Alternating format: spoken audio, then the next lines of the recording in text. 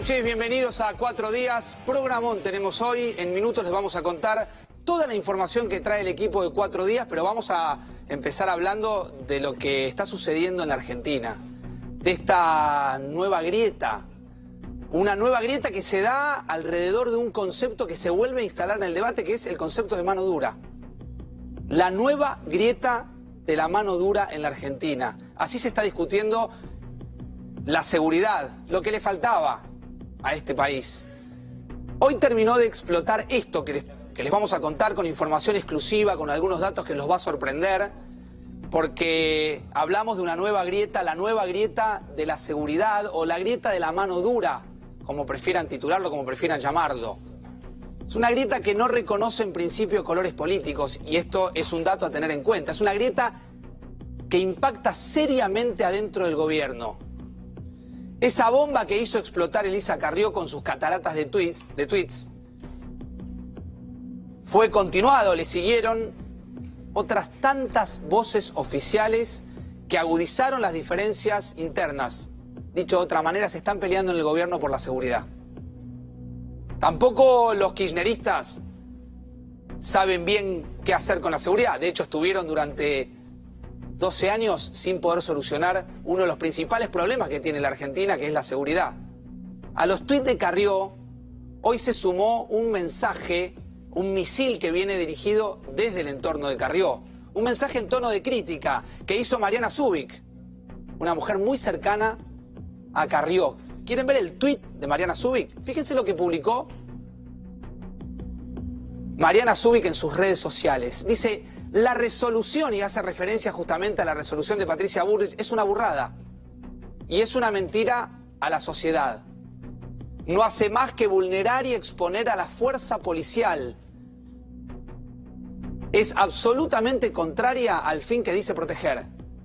Dice Mariana Zubik, una referente, si se quiere, de esta coalición. Gobernar sin comprender el imperio de la ley hace que cometan torpezas inadmisibles. Está más que claro que hay una grieta por la mano dura, una grieta por la seguridad. No está de más recordar la relación que tiene Carrió con Zubik. Parte de esta grieta interna, de la cual hoy le vamos a contar detalles exclusivos. Hay mucha información en esta noche de 4 días. Incluye nada más y nada menos que a la propia gobernadora de la provincia de Buenos Aires, María Eugenia Vidal, que si bien hasta ahora, vale decir, evitó la confrontación directa con Mauricio Macri, para no generar obviamente más roces de los que hay adentro del gobierno, hizo público su rechazo al protocolo de las fuerzas federales, a ese protocolo que puso en el centro del debate la ministra Patricia Bullrich y que habilita en definitiva el uso de armas de fuego para combatir justamente la inseguridad. La gobernadora confirmó, escuchen bien, que la policía bonaerense, la policía de la provincia de Buenos Aires, a la que alguna vez llamaron la maldita policía o la bonaerense en términos despectivos, no va a suscribir la misma línea de Patricia Bullrich y por ende la misma línea que quieren el gobierno, es decir, la misma línea que el presidente, según dijo Bullrich, apoya. Estamos, señores, ante la nueva grieta de la seguridad, la grieta de la mano dura. Este debate de posiciones, yo me imagino lo que podés estar pensando, sintiendo del otro lado. Ayer hacía el mismo planteo. Por ahí hoy vos fuiste víctima de un hecho de inseguridad, por ahí algún familiar fue víctima de un hecho de inseguridad, un vecino, un amigo. Todos conocemos a alguien que en las últimas horas o en los últimos meses cayeron en las trampas de la delincuencia, de los propios delincuentes. Esta discusión también se refleja en los medios de comunicación y se refleja de manera tremendamente apasionada por momentos. Vean este segmento, este pequeño corte de lo sucedido anoche en la Mesa de Animales Sueltos, programa que conduce Ale Fantino. Por un lado estaba sentado Lino Villar Cataldo. ¿Quién es Lino Villar Cataldo? Aquel cirujano que en el año 2006 mató a un delincuente en un intento de asalto, ahí en su consultorio, en el partido de San Martín. Está esperando fecha para ir a juicio oral, que va a ser un juicio oral y público con jurados. De un lado estaba Lino Cataldo Villaldo y del otro lado el periodista, nuestro colega Javier Calvo, hay una grieta sobre la mano dura y sobre la seguridad en la Argentina, y hay cruces de opiniones muy acaloradas, muy apasionadas por un tema que nos debiera unir a todos, que es combatir a la delincuencia. Este cruce disparó múltiples polémicas en las redes sociales. Como dicen los pibes ahora, se viralizó. Cuando decimos que esta grieta no reconoce colores políticos, hablamos de esto. Fíjense. ¿Qué hacemos? Pero esa es la realidad. Está bien, y entonces con la realidad, ¿qué hacemos con la realidad? Ese es el debate. A mí no me lo pregunte. Yo soy médico, yo atiendo y yo opero personas y opero delincuentes cuando caen heridos y trato de salvarle la vida como si fuera el mejor. ¿Vos estás arrepentido de haber matado a ese chico? Porque no se te escucha Se arrepentido. se arrepiente. Es más, cuando hablaste de la madre y de lo que habías evitado matándolo, me da la sensación de que no estás para nada arrepentido. Pero yo que si lo tuvieras que hacer de nuevo, lo harías de nuevo. Y si depende de su vida, probablemente. Perdón, ¿vos no salvarías a tu hijo y tu vida? ¿Vos te dejarías? Lo estaba atacando a tu hijo. ¿Vos te... No, te pregunto. Yo te estoy preguntando por tu caso, por lo que te pasó a vos. Perfecto.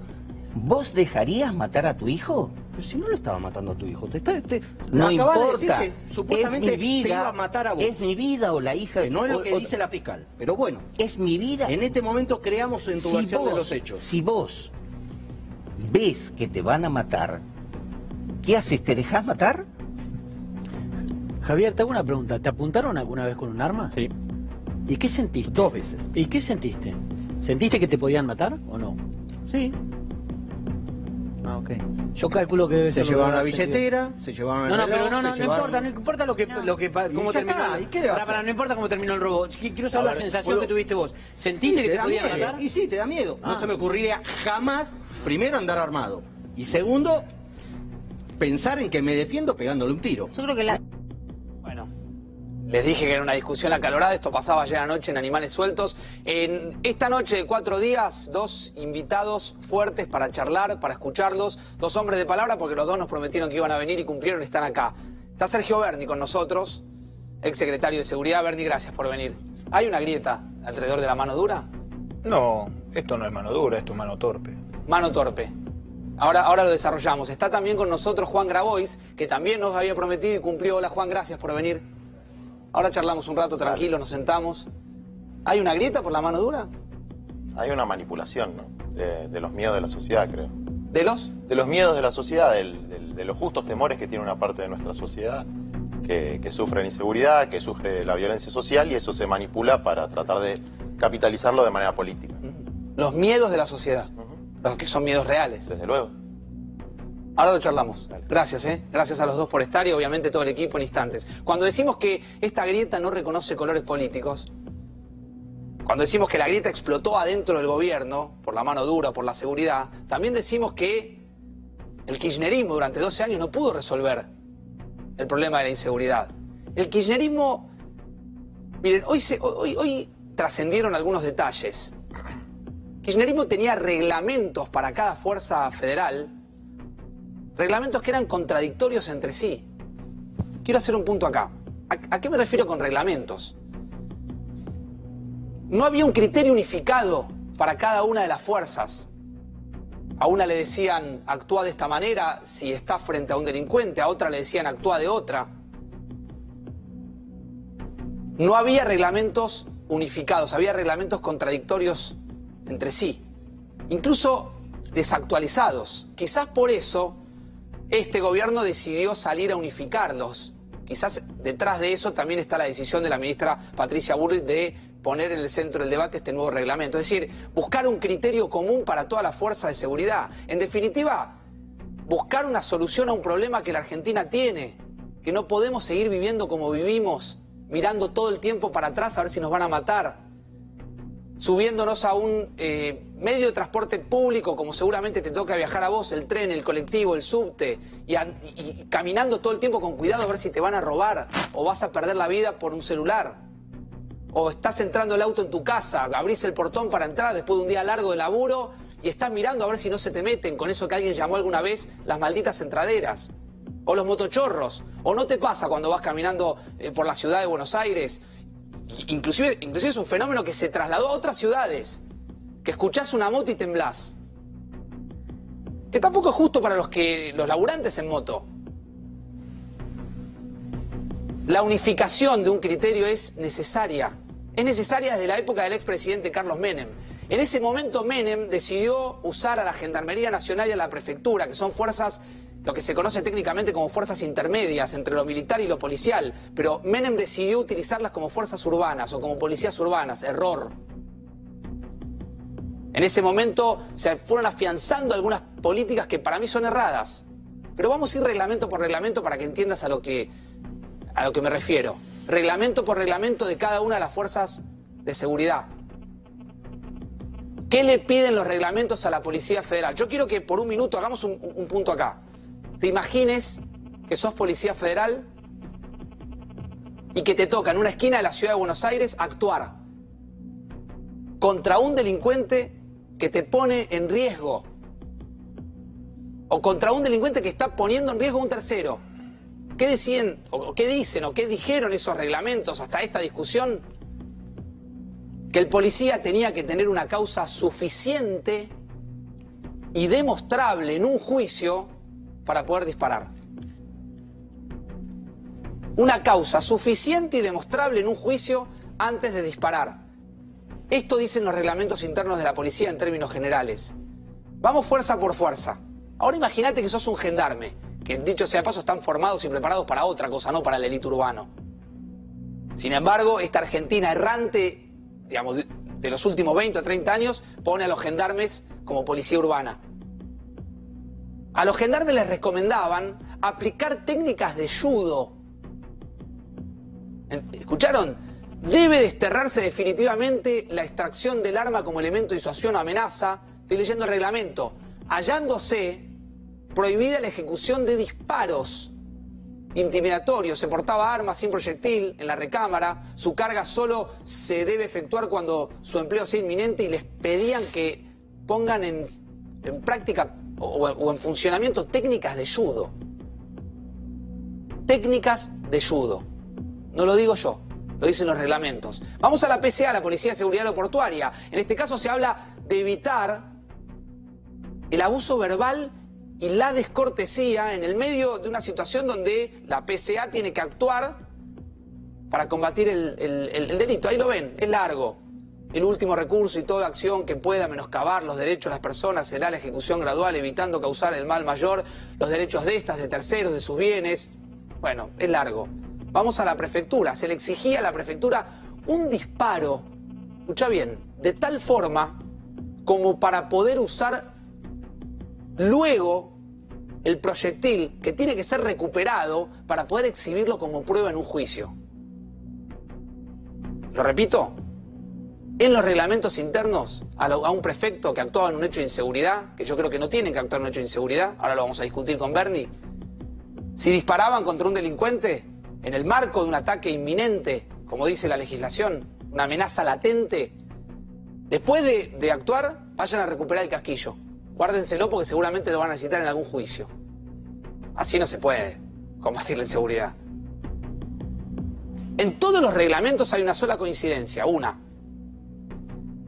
Se dice que obviamente debe ser distinto actuar frente a una banda de narcotraficantes que ante un arrebato callejero. Todos coinciden más o menos en eso, por suerte. Porque si vamos a combatir a una banda de narco igual que a un descuidista, ya estaríamos en problemas. Es decir, lo que técnicamente o jurídicamente podríamos llamarlo principio de proporcionalidad, del uso de la fuerza o del medio empleado. Yo no sé qué pensás vos, pero no se puede seguir discutiendo la seguridad así. No se puede seguir discutiendo la seguridad yendo de un extremo a otro, de la mano dura a los partidarios del abolicionismo, digo bien, penal, del judo a las pistolas taser. Ahora, ¿cómo impactó este debate en la opinión pública? Porque vos tendrás seguramente una posición tomada. Hay una encuesta que hoy la charlábamos en producción de Management and Fit que reveló que el nuevo reglamento de la ministra Patricia Bullrich tiene el respaldo de una sólida mayoría. Aunque también, y ahí ven los números, aunque también hay un número alto que cree que se trata de una medida electoralista por parte del gobierno nacional. Lo voy a hablar con Juan Grabois en algunos minutos, que creo que de alguna manera va direccionado más hacia ese análisis. Fíjense la torta de la encuesta. ¿Está de acuerdo con el nuevo protocolo? Casi el 60% de los consultados dice estar muy de acuerdo, es decir, 37.4 más algo de acuerdo, el 21.8, con que las fuerzas de seguridad puedan disparar sin darle la voz de alto o sin que el delincuente dispare previamente. Casi el 40%, hay muchos que están obviamente muy en desacuerdo, casi el 30%, pero el 40% está algo en desacuerdo, 9.9%, o muy en desacuerdo, 29.7%. Ahora, lo notable de estos números es que también hay una amplia mayoría que cree, que considera, que siente, que percibe que se trata de una medida impulsada por el gobierno en búsqueda de un rédito electoral. ¿Qué piensa Bernie de esto? ¿Están buscando votos con la seguridad? Mire, eso es una... Cuando uno analiza esto, lo analiza desde dos puntos, desde el punto de vista objetivo y desde el punto de vista subjetivo. Desde el punto de vista objetivo, hay que analizar el espíritu de esta norma. El espíritu, yo coincido al 100%. Es imposible no coincidir. Pero usted coincide con Bullrich. Usted coincide con la ministra Bullrich. El espíritu de la norma, yo coincido 100%. Hay que proteger al policía cuando actúa y hay que proteger a la ciudadanía. Ahora, cuando vamos a la legalidad de la norma, nos damos cuenta que es totalmente ilegal. ¿Por qué? Porque va en contra del derecho. Y cuando analizamos el efecto, vemos que el efecto es negativo, porque genera una confusión mucho más grande, y estoy muy de acuerdo con lo que dice la diputada Zubik, genera una confusión tan grande adentro de la fuerza que eso repercute en una negatividad en la capacidad operativa de las fuerzas. Con respecto a lo que decía usted recién de esos reglamentos, eso es viejísimo. Pero es lo que sucedió durante el momento que usted fue gobierno. No, pero eso es viejísimo. Después la ministra Garré... Pero siempre que hay una crítica hacia algo que un político hizo... No, yo lo dejo terminar, pero siempre que hay una crítica hacia un político, esta es otra costumbre que tienen unos y otros, es descalifican la información, lo consideran viejo, anacrónico... No lo conoce. A ver, ¿esto es nuevo? ¿Pero qué hicieron durante 12 años con la seguridad? Bueno, si me pregunta, déjeme contestar. Primero, ¿por qué es viejo? Porque eso es antes de la reforma que hizo la ministra Garré. Segundo, en esa época, cada fuerza de seguridad tenía un ámbito geográfico de actuación y con funciones. No era lo mismo la función que hacía la prefectura que la que hacía, porque usted a un policía no le enseñaba cómo tirar un ancla. Eso lo aclaré también, lógicamente. Entonces, ¿no es un error poner otras fuerzas como prefectura o gendarmería? Se vio en el River Boca. A ver, es el hombre y sus circunstancias. Discúlpeme. Entonces, después de que se empezó a unificar y se empezó a necesitar a las fuerzas de seguridad que actuaran en materia de seguridad ciudadana, se empezaron a unificar criterios y tuvieron que adaptarse a las nuevas exigencias en materia de seguridad. Y por eso se unificaron los reglamentos y se avanzó en el mismo sentido que hoy, porque las leyes, el reglamento que hace mención de Naciones Unidas está en el artículo 22 de la Ley de Seguridad. Entonces no hay nada nuevo. Le hago una pregunta sencilla, interpretando lo que puede estar preguntándose el otro lado la gente. Usted me pregunta, ¿qué hicimos durante el kirchnerismo? El kirchnerismo en el año 2003 recibió un gobierno con un índice, con una tasa de homicidio del 11%. No se conocían las cifras de la inseguridad, Sergio. Usted no me pregunte más nada. No, si pero y le estoy contestando, déjeme que leer. El kirchnerismo recibió un gobierno con índice de criminalidad del 11% y entregó una Argentina con 4.7 en índice de criminalidad. ¿Qué es el índice de criminalidad? La tasa de homicidio. ¿Es suficiente? La tasa de homicidio. Claro que no. Por supuesto, pero ahora, ¿la comparan con quién? ¿Con San Pablo? ¿La comparan con DF? Ese 4,7 ¿cómo está? Lo único que compara, la única tasa que compara el nivel de criminalidad de manera conjunta con todos los países del mundo es la tasa de homicidio. ¿Qué hacemos con los delincuentes, Bernie? Bueno, ¿sabe cuál es la diferencia? Que usted me pregunta qué hacemos con los delincuentes. Yo digo, hay que no eliminar la delincuencia, hay que prevenir la delincuencia. ¿Y cómo se previene? ¿Cómo se previene? No se previene así. Se previene con políticas públicas integradas e integrales. Porque el problema de la inseguridad es un problema, es una larga cadena de responsabilidades que empieza desde la casa, con lo que significa el respeto a la autoridad, la educación, es fundamental la educación. Discutir los problemas de la seguridad viendo los problemas policiales es un gran error. Totalmente coincido. Es un gran error y es no entender ahora, lo que significa. No hay un problema Entonces, con la justicia también. Decimos, digo, mire, a la pregunta o al planteo de por qué roba o por qué delinque el que delinque. A ver, usted es una persona que conoce el tema, ¿no? Sí. Usted coincide que el 85% de los delitos son reincidentes. Sí. Una persona reincidente, ¿qué quiere decir? ¿Que fue detenida por la policía? Sí. ¿Sí? Sí. ¿Falló la policía? No. ¿Que fue juzgada por la justicia? ¿Falló la justicia? ¿Falló? No. No. Falla igual, ¿eh? Le estoy preguntando, Pero bueno, ¿falló? ¿En un reincidente falló? No. ¿Fue preso? Sí. Volvió a reincidir. ¿Dónde está el error? Hay un lugar, no tiene que ver la policía. Pregunta. Se discute el nuevo reglamento que propone No se discute, eso, no importa, eso pero para, es lo que planteó para la gilada. Facundo. Pero yo te digo, mire, en el mundo, ¿cómo es? ¿Cómo actúan las fuerzas de seguridad en el mundo? Ayer se vio una imagen de Bolsonaro felicitando sí, a claro. la acción. Imágenes como esa en mi periodo de coso tengo montones. Y felicitarlo. O sea, tú hubiese felicitado al policía que en Brasil mató. Ese policía actuó perfecto. Y con las leyes argentinas, ese policía a la noche se va a dormir en su casa. ¿Entiende? Y el Estado, el presidente felicitándolo, está bien. Mire, ¿sabe cuál es la diferencia entre Bolsonaro y las imágenes que yo tengo cuando fui secretario de Seguridad? Que yo nunca las publiqué. Porque entiendo que eso no es bueno para la sociedad. Entiendo Ahí que están eso las no imágenes. Entiendo que eso eso no es un buen ejemplo para la sociedad, y aparte hay que tener derecho, porque el delincuente es delincuente, pero es un ser humano y tiene familia. Pero nunca Cristina hubiese felicitado a un policía, lo hubiese felicitado a usted, Bernie, pero no a Cristina, no me la imagino felicitando un acto como este. Mire, usted creo que no la conoce a Cristina. Todos los hombres de mi fuerza que actuaron en esa situación, y te vuelvo a repetir, como esa tengo varias, en el cuales incluso estuvimos en el lugar, ningún policía tuvo problema. Y que con las leyes vigentes, ahora, cuando usted actúa a derecho, no tiene ningún problema. Ahora, Bernie, ahí esa imagen que estamos viendo, que es fortísima, ayer la veíamos. Yo tengo imágenes peores que esa, pero me parece que no... La gente, perdón, Bernie, ahí la gente cuando termina, la gente aplaude. Aplaude como... Bueno, a ver, discúlpeme. Usted me está haciendo una pregunta técnica, yo le respondo desde lo técnico. Yo no soy sociólogo, yo soy experto en seguridad y le digo que ese policía actuó perfectamente. Está bien, quiero preguntarle algo porque me parece que Ezequiel preguntó algo que me interesa profundizar. No me lo conteste ahora, en un rato lo desarrollamos. ¿Cómo cae dentro del kirchnerismo que usted concuerde con algunas ideas de Bullrich? ¿Me lo contesta en algunos minutos? Sí, cómo no. Lo charlamos. Voy a saludar a Juan Grabois, que está esta noche aquí en 4 días. Gracias, Juan. ¿Cómo estás? Gracias por venir. No, por favor. Por haber cumplido, que habíamos charlado. Sí. Teníamos ganas de entrevistarte. ¿Qué pensás? No se puede también, hay que verlo en distintos planos, digamos, ¿no? El jurídico lo explica bien la doctora Carrión.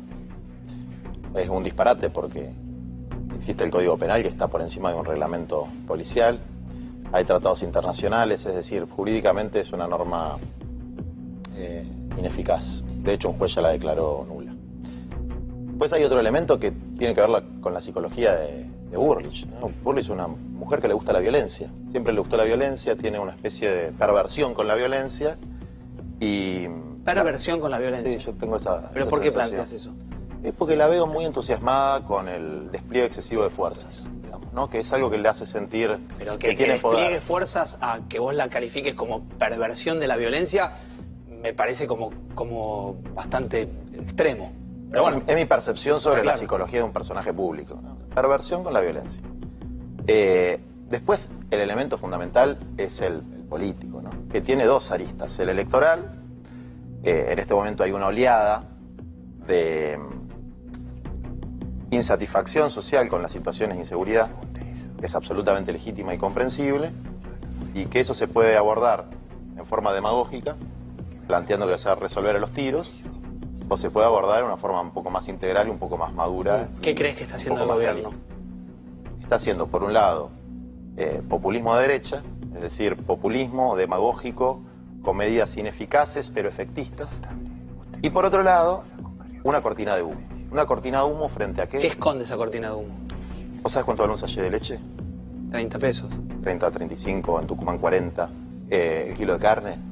Una cortina de humo frente a la catástrofe socioeconómica que vive la Argentina en este momento. Entonces, como no pueden mostrar éxito en ningún campo, buscan tocar fibras sensibles de la sociedad, como es la integridad física de una persona, para tratar de movilizar desde ahí. Bueno, es una técnica que han utilizado los fascismos.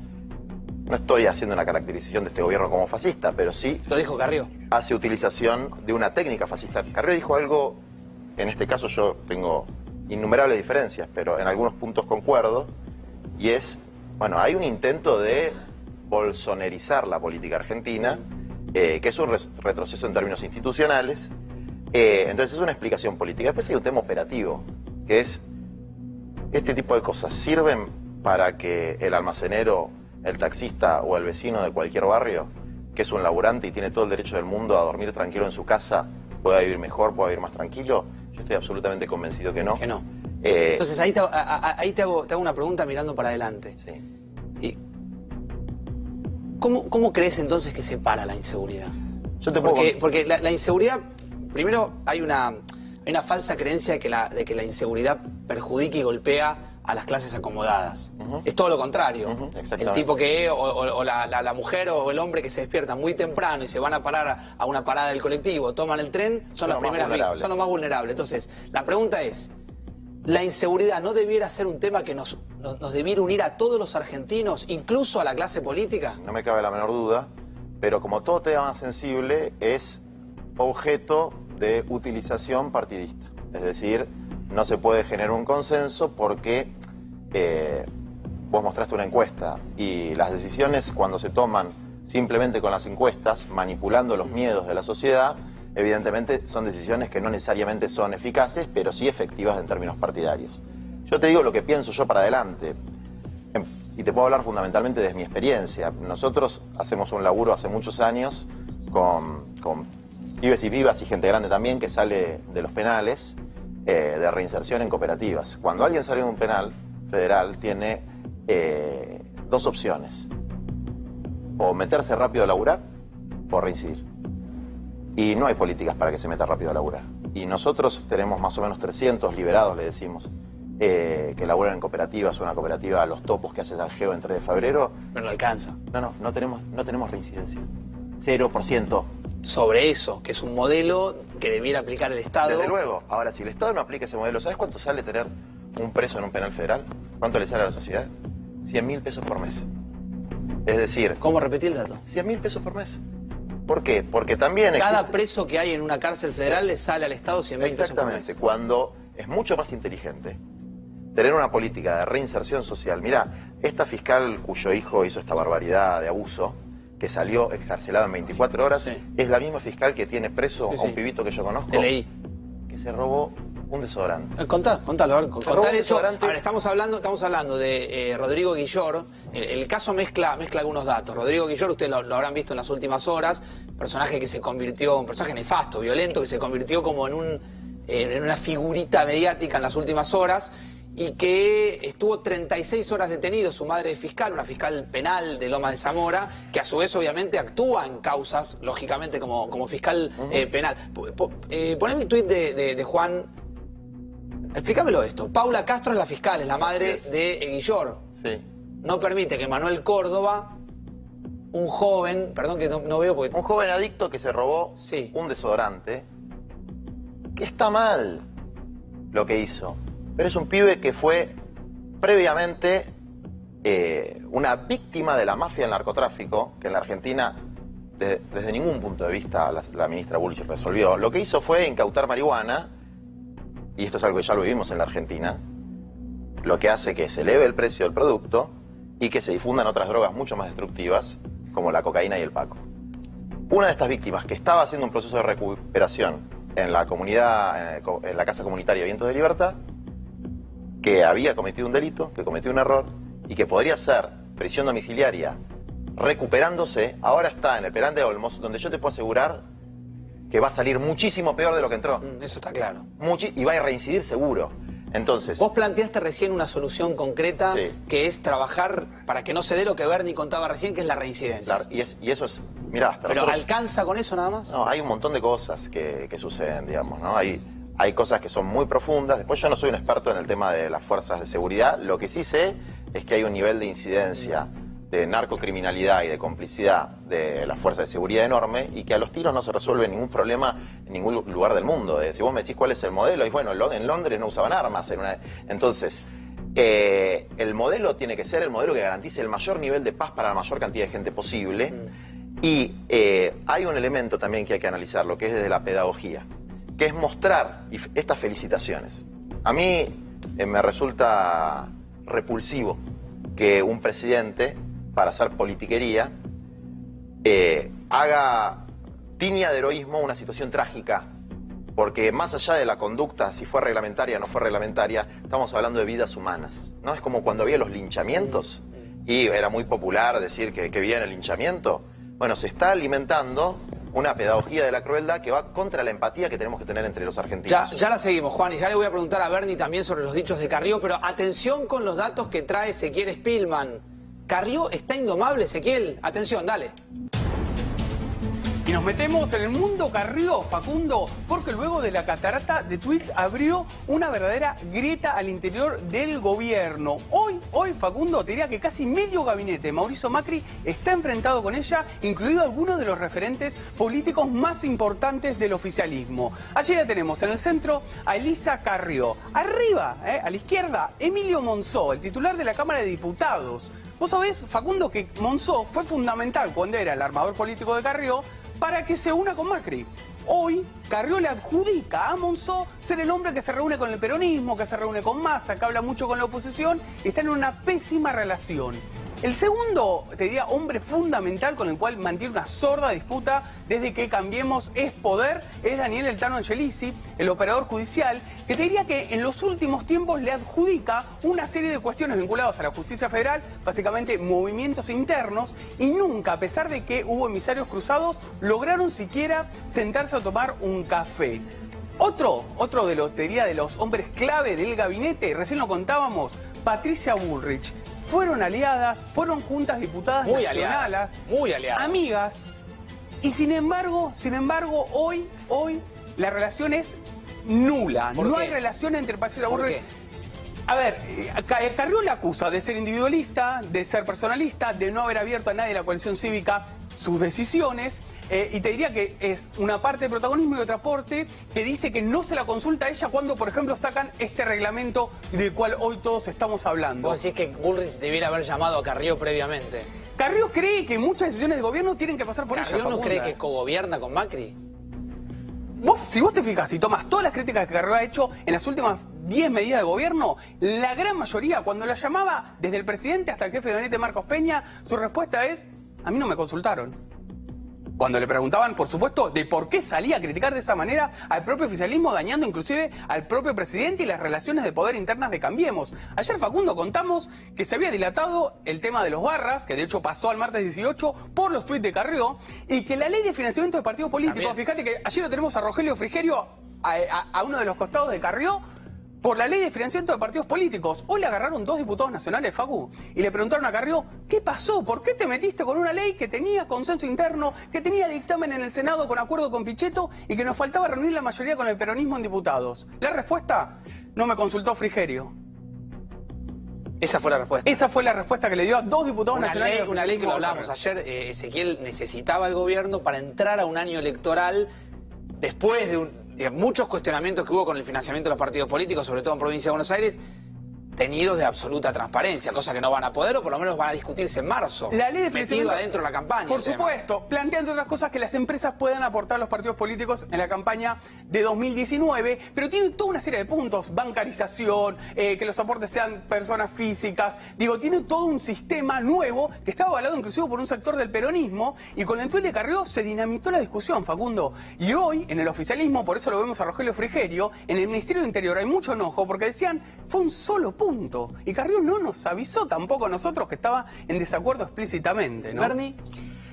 Yo creo que lo que dice Ezequiel es totalmente correcto y coincide con lo que dice Graboy, aunque muchas veces ideológicamente estamos en diferentes lugares.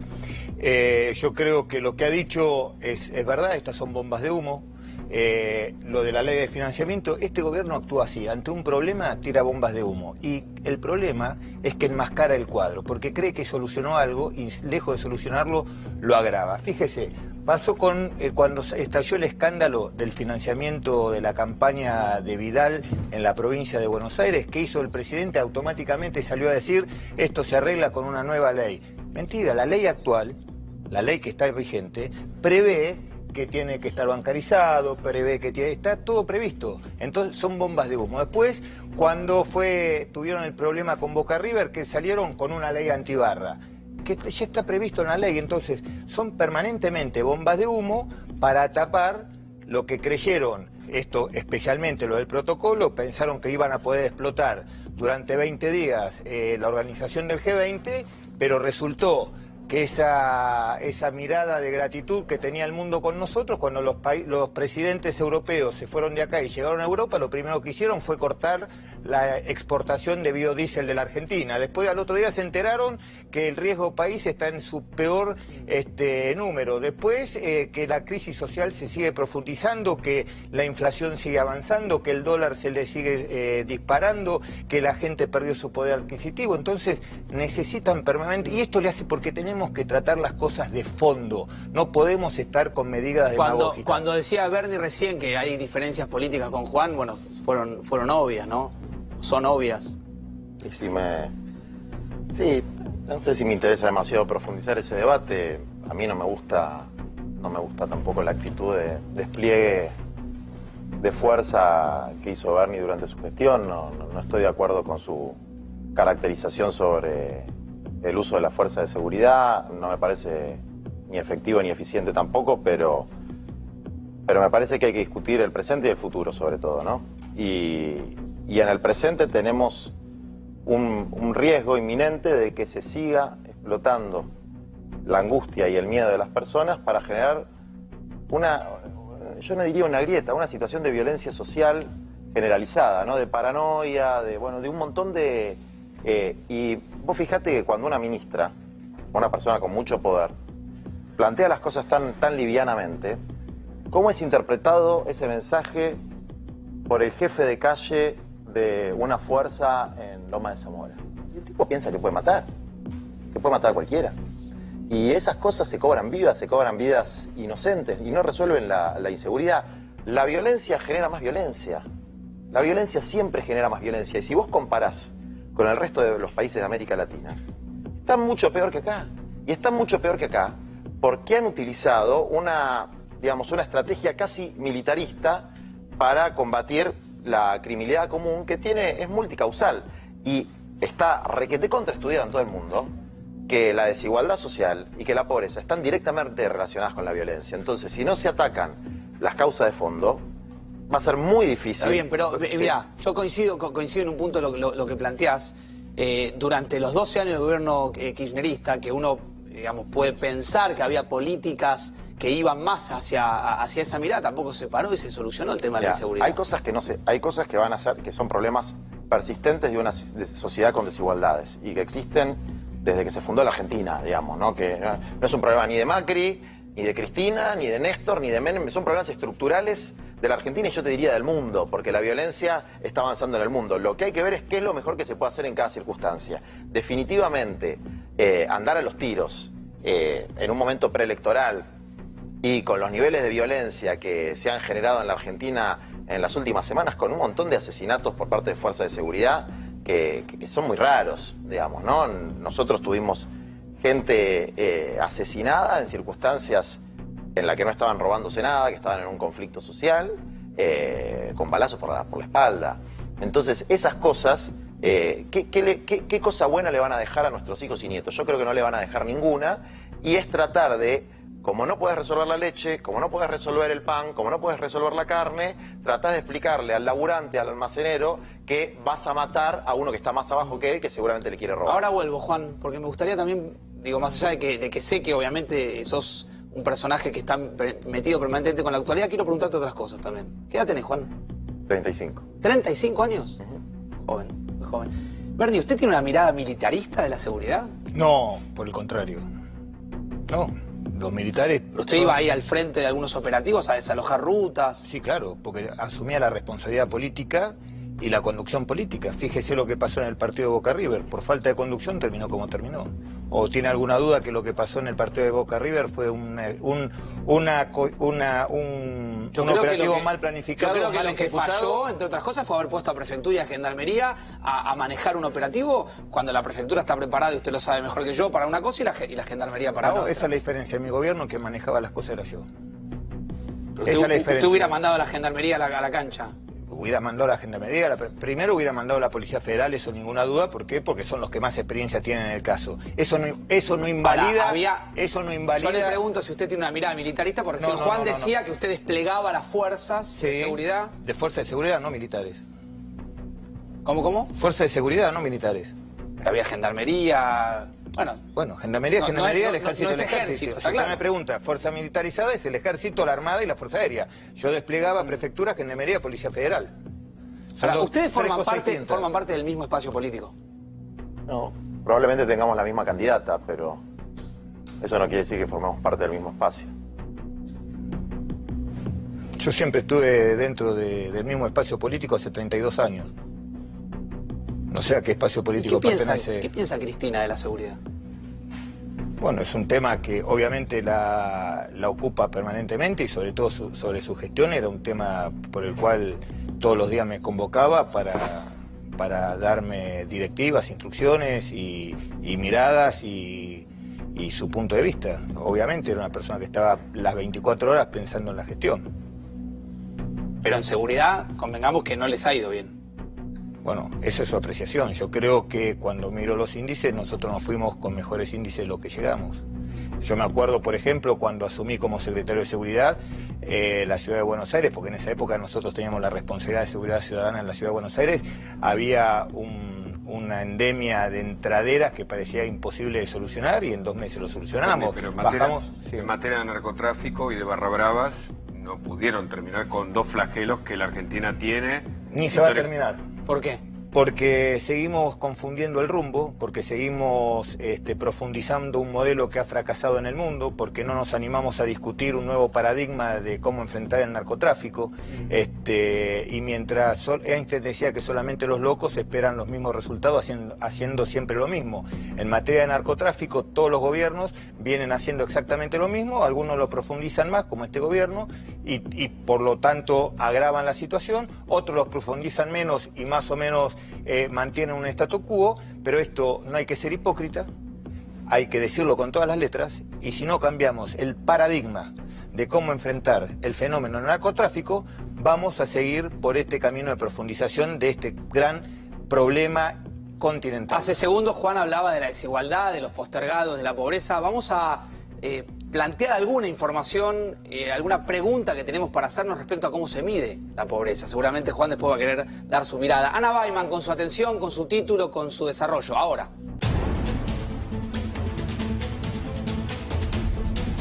¿Está bien medida la pobreza en la Argentina? Porque lo que nos tenemos que preguntar es qué políticas públicas se pueden implementar para erradicar la pobreza si no sabemos de cuántos pobres hablamos, si no sabemos de qué problemas tienen. La pobreza en la Argentina, conocimos esta semana un informe hecho por UNICEF, tiene distintas formas de ser medida. La monetaria, que es la que conocemos a través del INDEC, nos dice que en el primer semestre tuvimos 27% de pobres. Pero si la medimos de otra manera, contemplando otros factores, la que se considera multidimensional, esa pobreza es del 38%. Y si a eso pudiéramos sumarle una medición por nutrición o por acceso a la salud, ese número sería mucho más alto todavía. Esto me lo dijeron hoy los investigadores del CONICET que colaboraron con UNICEF en esta elaboración de esta estadística, que utiliza los mismos parámetros, la encuesta permanente de hogares. Lo que pasa es que mide otras cosas. ¿Qué mide la multidimensional? La educación, el saneamiento, la protección social, la vivienda, el agua segura y el hábitat seguro. ¿Qué es lo que mide? Cuando vos tenés vulnerados ciertos derechos que están consagrados en la Constitución. Pero Ana, ¿estamos más cerca de UNICEF o del INDEC? No, estamos por arriba de ambas, porque no podemos medir, por ejemplo, nutrición y acceso a la salud porque nadie lo pregunta. En la encuesta permanente de hogares no pregunta cuánto y qué come la gente, por ejemplo. Juan. No, yo creo que es correcta la apreciación que hace Ana, tu colega. Las mediciones son muy parciales, ¿no? Medir la pobreza únicamente por ingresos. Fíjate, el primer error es, no es lo mismo si vos tenés que alquilar que si tenés tu casa. Claro. Y no es lo mismo si ganás 20.000 pesos y vivís en un barrio con cloacas, con agua, con asfalto, que si vivís en en una casilla, en un barrio que no tiene ni cloacas, ni luz, ni agua potable. No es lo mismo si en el distrito en el que estás la escuela explota por los aires como la escuela de Moreno, que si tiene una buena escuela. No es lo mismo, y bueno, con el tema de la nutrición, nuestro laburo en nutrición plantea que hay más de un 45% de prevalencia de malnutrición entre obesidad y desnutrición, que eso ha aumentado muchísimo. Y en términos de la pobreza, la clásica, la que se mide por ingresos, la única serie confiable hoy es la del Observatorio de la Universidad Católica, que por lo que me comentaron gente que labura ahí, que va a salir el informe dentro de poco, estamos entre el 32 y el 34%, o sea, en niveles, estoy hablando de la pobreza que se midió siempre igual, sí, sí. En niveles que no se veían... La misma medición a lo largo de los últimos 15 o 20 años. No se vieron ni en el peor momento del gobierno anterior. Te quiero poner al aire, Juan, porque hace poco publicaste un libro, quiero poner al aire unas citas, acá pantalla grande, digamos, de tu libro, que tiene que ver, ¿sí? Está relacionado lógicamente. Decís, escribís en esta edición de tu libro, el 95% de los barrios populares de nuestro país no cuenta con acceso a agua potable. El 98% no tiene acceso a red cloacal y el 71% no tiene provisión segura de electricidad. Así es, mira, nosotros relevamos 4.500 barrios populares. Estas son las cifras que nos dan para poder urbanizarlos de manera al menos parcial.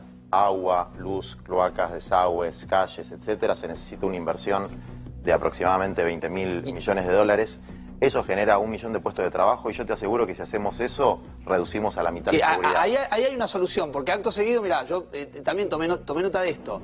Desarrollar una integración urbana aceptable, es decir, transformar lo que popularmente o mediáticamente ya, digamos, conocemos como una villa, ¿sí? Desarrollar una integración urbana aceptable requiere una inversión de 24.000 millones de dólares para ponerlo en cuotas del 2,5% del presupuesto nacional sostenido en 6 años. ¿Por qué nadie lo hace? ¿Por qué considerás que, digamos, que es tan sencillo, si es que es tan sencillo? Porque, bueno, primero es plata. Y las disputas del presupuesto son disputas de lobbies, de corporaciones, y donde pierden los que menos poder tienen. Vos fíjate, ¿por qué no se le da el bono a los jubilados? No se le da el bono a los jubilados porque los jubilados no tienen capacidad de presión. ¿Pero no sería una herramienta electoral maravillosa el bono a los jubilados? Bueno, pero han tomado la decisión de, como ellos tienen encuestado que la gente mayor, por otros motivos, la tienen más o menos cautiva, que no hace falta darles el bono. Y como es un sector que no tiene capacidad de presión, no le dan el bono.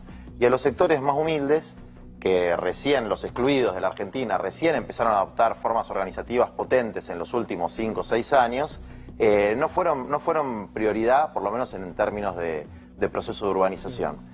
Y creo que esa es una de las principales tareas que tiene creo que la primera prioridad que debería tener el próximo gobierno. Hay más información en esta noche, nos vamos a ir a las novedades de Comodoro Pi, porque también hay que mirar ahí, qué es lo que pasa para entender un poco la realidad. Lucía trae información muy interesante de lo que pasó y de lo que está pasando con las causas donde se señala a la anterior gestión y donde se habla justamente de corrupción. Después le quiero preguntar a Juan Grabois por la corrupción. Lucía Salinas, y a Bernie también. Lucía Salinas, atención, dale. Facundo, hoy se conoció un nuevo pedido de indagatoria para Ernesto Clarence, el financista acá, como se lo conoce en varias causas, un hombre que recién este año comenzó a caer, entre comillas, en las principales investigaciones donde se denunciaron el manejo de fondos ilegales. Allí tenés una de sus últimas fotos saliendo de los tribunales de Comodoro Pi. Ernesto Clarence, el fiscal Gerardo Policita pidió hoy su indagatoria ante el juez Julián Ercolini. ¿En qué causa? Es una causa que está relacionada a la corrupción en la obra pública. La causa en la que Cristina Kirchner va a enfrentar su primer juicio oral el 26 de febrero. Algunos datos de esta investigación. La acusación contra Ernesto Clarence es por lavado de activos. ¿Sabés cuánto dinero, Facundo, lo acusan de haber blanqueado solo en 4 años? Aproximadamente, porque las cifras todavía no están cerradas, 160 millones de dólares. Solamente Clarence. Solamente Clarence, él y un grupo de empresas vinculadas a Lázaro Báez. Por eso esta causa está relacionada con la corrupción en la obra pública. La maniobra, ahora te contamos un poco qué es lo que planteó el fiscal Gerardo Policita. Austral Construcciones, la principal empresa de Lázaro Báez, recibió en ese periodo al menos 790 millones, un poco más, de pesos en concepto de obras viales. ¿Qué hicieron Ernesto Clarence, Lázaro Báez? Canalizar esos fondos a través de Goti Sociedad Anónima, una constructora que después termina absorbiendo a Lázaro Báez, y utilizaron como financiera a Inverness. ¿Te suena Inverness? La principal empresa que tuvo Ernesto Clarence y que después la termina vendiendo. ¿Por qué? Y nos detenemos 2 segundos en este punto. ¿Por qué es importante Inverness? Porque cuando Goti ya no podía cobrar certificaciones de obra, utilizaron Inverness para hacer esto. Es decir, pasaron los fondos de la principal empresa de Lázaro Báez a una empresa que manejaba Ernesto Clarence. ¿Cómo siguió esta maniobra? Una vez que canalizaron esos fondos, crearon servicios con facturas apócrifas, servicios ficticios, dice el fiscal Policita en su dictamen, y la última instancia de esta maniobra, utilizaron cheques en financieras que después terminaron convirtiendo en efectivo, y de esta manera, según el fiscal, quisieron darle al dinero negro un origen de licitud. O sea, es decir, quisieron simular esta maniobra y por eso piden su indagatoria por lavado de dinero. Ya voy a hablar con Juan Grabois de qué le pasa con la corrupción cuando escucha que hubo corrupción en el gobierno anterior. Pero, y también, ¿por qué no?, que opine sobre esto que va a mostrar Hugo Machiavelli ahora. Cuando los sindicalistas representan a los trabajadores de la peor manera. Presten mucha atención a la historia que trae Hugo Machiavelli en 4 días. Atención, Hugo, dale. Facundo, uno de los temas en donde la justicia está avanzando tiene que ver con las mafias sindicales, que en algún sentido son organizaciones criminales. Esto pasó hoy en el allanamiento a uno de los principales líderes de la Federación de Trabajadores de las Industrias Químicas y Petroquímicas. Su titular, Fabián Hermoso, fue detenido junto con otros 5 hombres de la Federación.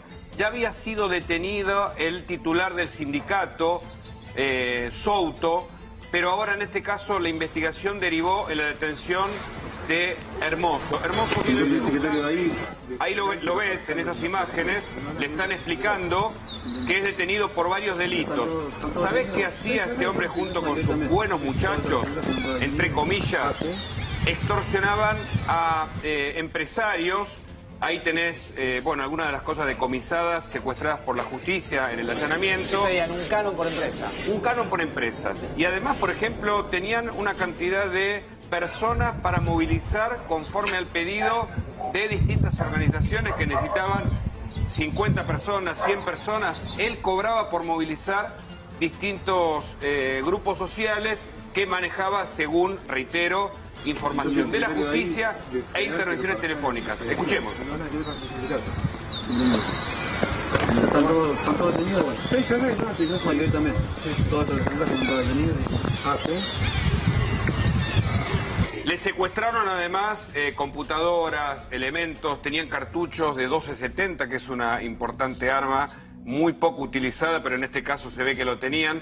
Para esta gente que, reitero, es como una segunda etapa para una investigación sobre una mafia judicial, en este caso, de los trabajadores de las industrias químicas y petroquímicas de la Argentina. Bernie, preguntábamos y recién qué le pasa cuando ve casos de corrupción del gobierno anterior. Sí, claro, de cualquier gobierno. La corrupción duele. Bueno, estos sindicalistas estaban más vinculados a la actual gestión. La corrupción duele, sea del gobierno y del signo que sea. La plata de la sociedad es de la sociedad y hay que cuidarla como tal, y obviamente que cuando uno ve estos casos duele. Voy a cerrar el programa con Juan Grabois. ¿Qué te pasa con la corrupción? Yo creo que la corrupción es el cáncer de la vida pública, ¿no? Sí. Que existe en el ámbito político, en el ámbito sindical, social, empresario, también en los medios de comunicación, y que tiene que ver con una crisis de valores transversal en la sociedad. En particular, a mí me tocó denunciar un caso, la verdad que no lo vi, no conozco el tema. Estos, no me acuerdo con qué sector estaban alineados estos sindicalistas. Están más cercanos a Cambiemos. Sí, viste qué raro que es que cuando es un sindicalista vinculado a Cristina dicen sindicalistas K y ahora no se dice sindicalistas pro. Sí, te lo estoy diciendo. No estoy hablando de vos, estoy hablando en general. O sea, la noticia yo la vi por algún lado, pero no, en los títulos no decían sindicalistas pro. ¿Y por qué te digo eso? Porque la corrupción, que es un cáncer, que es como el tema de la inseguridad, parecido, que debería ser una bandera de todos los hombres y mujeres de buena voluntad de este país, es instrumentalizada con un objetivo electoralista, digamos, ¿no? Es decir, bueno, los buenos están de un lado, los malos están del otro. Yo creo que siempre es mejor combatir la corrupción del hoy que la del ayer, ¿no? Te hago una pregunta corta, Sí. para una respuesta también corta. ¿Quién sos? Yo soy un militante social que en estos últimos meses me metí un poquito más en la política. ¿Qué querés ser? Una buena persona. ¿Te gustaría, fantasías con algún cargo de poder? No, para nada. ¿Te presentarías en una lista Preferiría que no. a los que dicen que irías en una fórmula con Cristina? No creo que le sume votos. ¿Sos amigo del Papa? Es una inspiración es una inspiración para mí. ¿Hablás con él? Muy poco. Si el Papa tuviese que votar en esta Argentina, ¿quién votaría? Eso se lo tenés que preguntar al Papa. ¿Pero qué crees? No, no te voy a contestar eso. Bueno, gracias por venir. No, gracias a vos.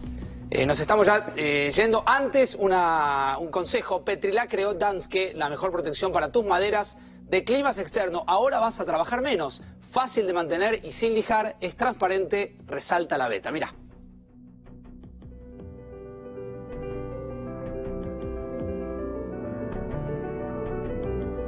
Danske, para proteger tus maderas al exterior, sin lijar, fácil de mantener, seca rápido y dura más. Los Haroldos vinos finos con Ángel. Los Haroldos Estate. Más de lo que esperás.